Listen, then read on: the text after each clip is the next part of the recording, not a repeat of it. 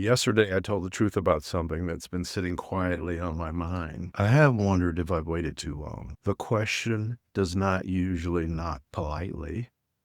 It waits until about 2 in the morning, pulls up a chair, and acts like it owns the place. But today I noticed something different. Maybe too late was never the problem. Maybe the real problem was a much friendlier word. Someday. Someday is sneaky. It lets me delay a dream without having to admit I'm delaying it. I will write that book someday. I will start the business someday. I will travel someday. I will figure out YouTube someday.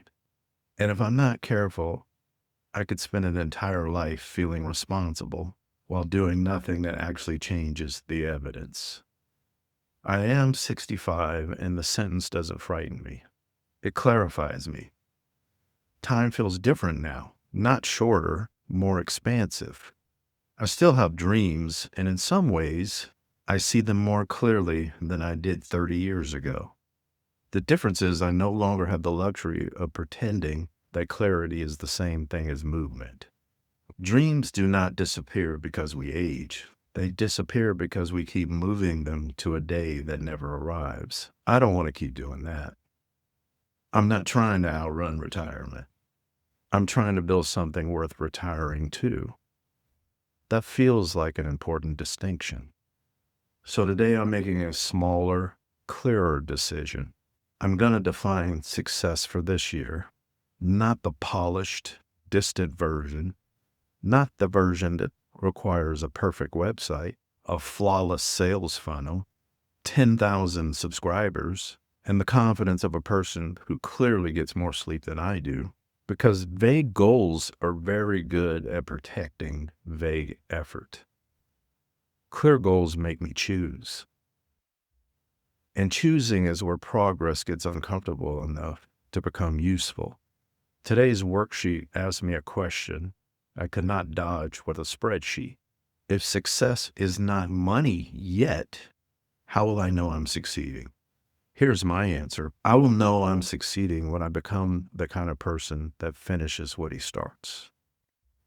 When I publish, when I learn, when I improve something small, instead of waiting to feel ready for something big, when I talk to real people, when I make better decisions because the evidence is finally in the room.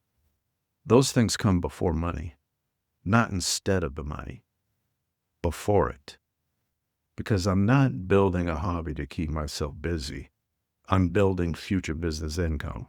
The income matters, but the person capable of earning it has to be built first. So my definition of progress has changed. Progress is not thinking harder about whether I have what it takes. I've done plenty of that.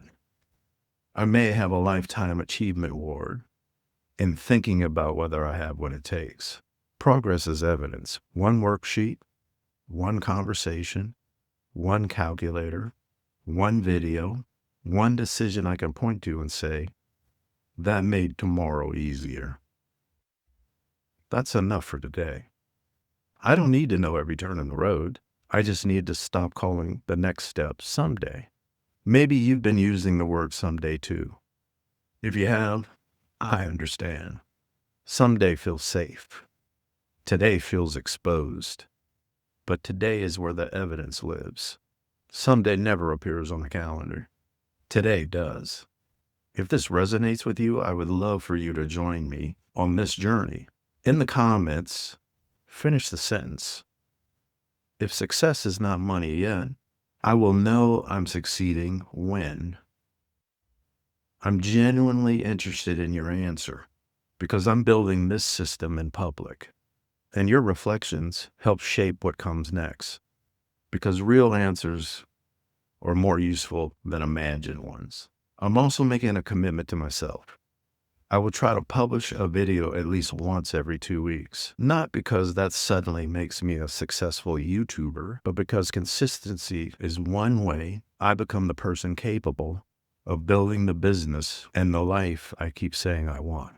The biggest obstacle to my future was not a lack of talent. It was giving someday the permission to manage today. I've decided to fire someday.